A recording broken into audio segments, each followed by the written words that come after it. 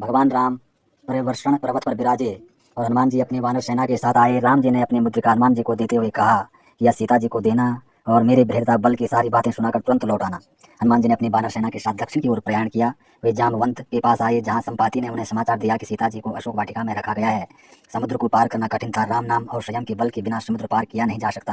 हनुमान जी ने आवेशपूर्वक कहा, यदि आप कहें तो सारी लंका को समुद्र में डुबो दूं। जामवंत, धीरज रखो, यदि लंका को डुबो दोगे तो सीता जी भी डूब जाएंगी। तो हनुमान जी ने उड़ान भरी और उड़ते हुए समुद्र पार करने लगे। मार्ग में सुरसा ने अवरोध करने का प्रयत्न किया। हनुमान जी ने उसका नाश किया। हनुमान जी लंका आ पहुंचे। सायं काल का समय था। लंका दर्शन करने निकले। वहां का वैभव अलौकिक है। मध्य रात्रि के समय लंका में प्रवेश करने जा रहे थे कि लंकनी ने रुकावट की तो उन्होंने उसे मार दिया। मरते हुए लंकनी ने कहा, मुझे ज्योतिषी ने कहा है कि तुझे कोई मारे तो समझ लेना कि रावण की भी मृत्यु होने जा रही है। हनुमान जी को लंकनी ने यह भी कहा कि लंका में घूमते समय राम जी को हमेशा अपने हृदय में रखना, शायद राक्षसियों का के बिहार को देखकर उनमें विकार न आ जाए। निर्दय राख कौशलपुर राजा। मानव समाज में बसकर मानव बनना आसान नहीं है। एकांत में बैठकर ब्रह्म चिंतन करना आसान है। मित्रों, जन समाज के मध्य में विलासी लोगों के साथ रहकर निर्विकार रहना बड़ा कठिन है। शरीर से चाहे पाप न हो, मन से तो हो ही जाता है। हनुमान जी को कौन सा उपदेश दे सकता है?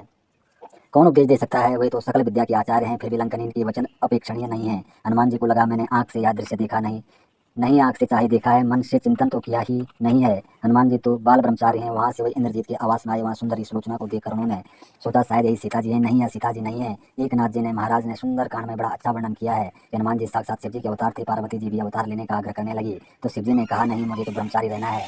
पार्वती ने कहा, मैं आपके बगैर जी नहीं सकूंगी। सो शिव जी ने हनुमान जी का रूप लिया और पार्वती जी बनी। उनकी पूंछ, यह योग माया सभी के घर में जाती है। हनुमान जी की पूंछ बढ़ती ही गई। रावण की बहुत फजीत हुई। हनुमान जी ने सारी रात सूक्ष्म रीति से भ्रमण किया, किंतु सीता जी कहीं भी दिखाई नहीं देती।